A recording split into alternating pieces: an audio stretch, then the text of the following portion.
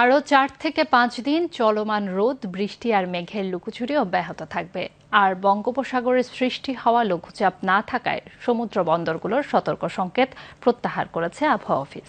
বিস্তারিত মিরাজ উদ্দিনের প্রতিবেদনে।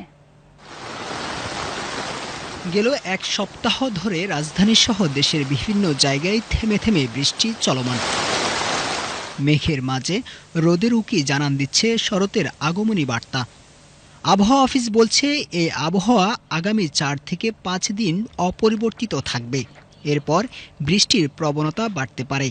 গত ২৪ ঘন্টায় সবচেয়ে বেশি বৃষ্টিপাত রেকর্ড করা হয়েছে ৪৮ মিলিমিটার, এটি নেত্রকোনাতে রেকর্ড করা হয়েছে, এবং ঢাকাতে বৃষ্টিপাত রেকর্ড করা হয়েছে ২৬ মিলিমিটার এই সময়ে। আর এই মুহূর্তে সমুদ্র বন্দরসমূহ এবং নদী বন্দরের কোথাও কোনো সতর্ক সংকেত নেই।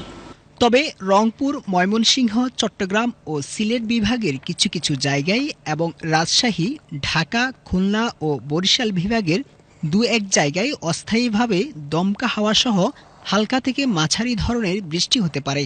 সেই সঙ্গে সারা দেশের কোথাও কোথাও মাঝারি ধরনের ভারী বর্ষণ হতে পারে। সারা দেশে দিন এবং রাতের তাপমাত্রা সহনশীলতার মধ্যে থাকবে বলে জানিয়েছে আবহাওয়া অফিস।